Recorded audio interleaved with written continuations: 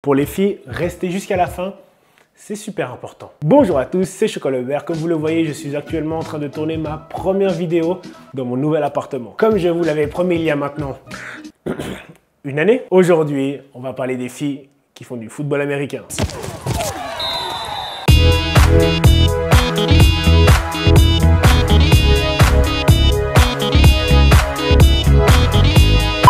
Quand j'explique à certains hommes qu'il y a aussi des filles qui font du football américain, la plupart du temps j'entends: j'ai vu dernièrement une vidéo sur Facebook, les petites qui couraient en lingerie. Ça m'a émoustillé la courgette. C'était très beau.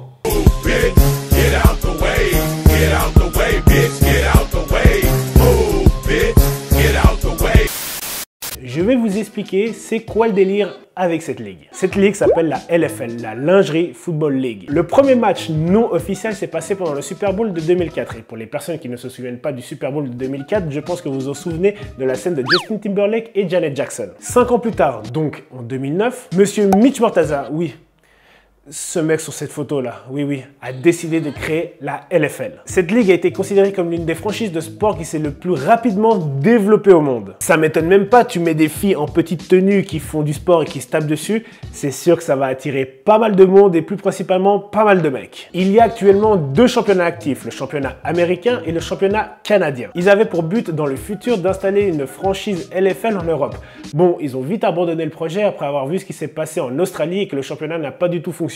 Et il y a beaucoup de personnes qui pensent que les filles qui font du football américain en LFL ne savent pas jouer, que c'est juste des bimbos au gros sein, au gros cul qui se tapent dessus. Et ben figurez-vous que non, que ces filles savent vraiment jouer au football américain et en plus de ça, elles prennent ce sport très au sérieux. Bon, maintenant, si vous voulez mon avis, je vais être sincère avec vous. C'est sûr que la plupart des filles qui font ce sport sont ultra méga bonne et que je ne dirais pas non pour qu'une d'entre elles soit mon panda quoi. Mais, car il y a toujours un mais avec Choco, j'aurais préféré voir le même engouement pour la ligue féminine qui fait exactement le même football américain que nous les hommes, car pour moi la LFL c'est quand même un peu du sexisme, mais c'est mon avis. Bon, maintenant qu'on a parlé de la ligue féminine la plus populaire et la plus connue au football américain, on va parler du sujet principal de cette vidéo, les filles qui font du football américain comme nous les hommes. Parce qu'il faut savoir que oui, il y a des filles qui ne pratiquent pas que la LFL. Il y a environ aux États-Unis 4000 filles qui pratiquent le football tackle. Malheureusement, il n'y a pas encore d'équipe pro, mais il y a des joueuses semi-professionnelles. En Europe, le football féminin a beaucoup progressé ces dernières années. Par exemple, en France, on peut retrouver 10 équipes officielles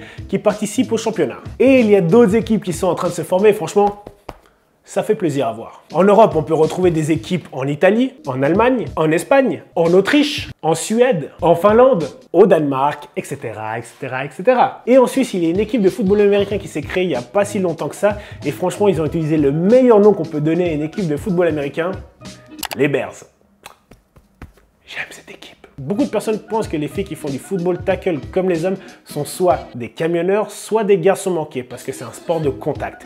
Et bien, figurez-vous que pas du tout. Le fait d'avoir un équipement et surtout un casque permet de ne pas amocher le joli visage de ces jolies demoiselles. Et dans les équipes de football américain féminin, par exemple en France, on retrouve un peu de tout dans les équipes. On retrouve des mères au foyer, des employés de bureau, des étudiants, des mannequins, etc., etc. Et quand tu vois les filles sans leur équipement habillées comme n'importe quelle femme, parce que oui, j'ai été sur Facebook checker les profils de filles qui font du football américain, mais c'était juste pour la vidéo. Bah au final, tu te rends compte qu'elles sont tout aussi belles que les filles qui mettent plein de hashtags fitness sur leur compte Insta. Une fois par année, il y a aux États-Unis un camp de football américain dédié spécialement aux femmes, le Women World Football. Il faut vraiment que je travaille mon anglais, je crois. C'était environ 223 femmes de 23 pays différents, comme des Américaines, des Norvégiennes, des Japonaises, des Hongroises, des Danoises,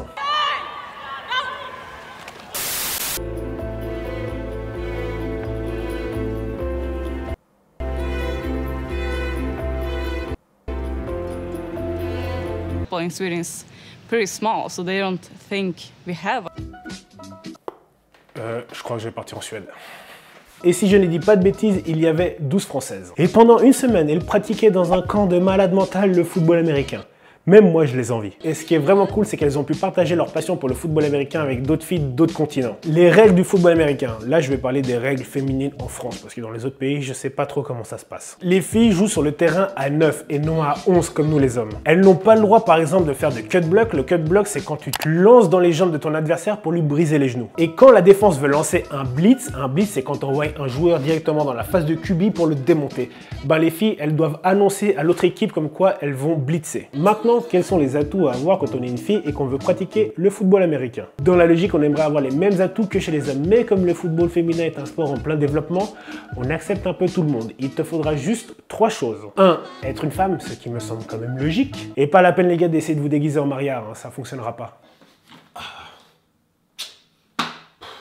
De ne pas avoir trop peur du contact, car oui, c'est quand même un sport où il faut se taper dessus, quoi. Et même si tu vas jouer contre d'autres femmes, il faut savoir que les filles qui font du football américain sont particulièrement un peu sauvages. Et surtout, avoir un esprit d'équipe. Et qui dit sport d'équipe dit aussi savoir se sacrifier. Des fois, il faudra sacrifier quelques ongles, hein, mesdames, désolé. Les filles qui regardent cette vidéo et qui voudraient commencer le football américain, mais qui ont peur, la seule chose que j'ai à vous dire, lancez-vous. J'ai eu pas mal de discussions avec des joueuses et des coachs. Et ce qui revenait le plus souvent dans les discussions, c'est que les filles entre elles avaient vraiment un très gros esprit d'équipe. Elles s'aident mutuellement à progresser. Elles sont vraiment motivées. Elles sont surtout hyper disciplinées. Le seul petit défaut des équipes féminines de football américain, c'est que comme tu mets beaucoup de femmes ensemble, à bout d'un moment, ça devient un poulailler. Donc les filles qui seraient intéressées à faire du football américain, il y a une page spécialement dédiée pour vous sur Facebook. I am a woman and I play football American in France. C'est un groupe privé juste pour les filles. Les mecs, il n'y a pas besoin d'essayer de rentrer, ça ne fonctionnera pas. Où vous trouverez plein d'informations intéressantes et plein d'informations par rapport au club de vos régions. Merci à toutes les filles qui ont pris le temps de répondre à mes questions l'année passée. Elles se reconnaîtront. Et merci aussi aux personnes qui sont responsables du groupe sur Facebook. Donc voilà, comme d'habitude, si tu as kiffé la vidéo, n'oublie pas de lâcher un gros développé du pouce bleu en bas. Et si tu veux partager la vidéo avec toutes tes copines panda, tu cliques en bas. On se revoit bientôt.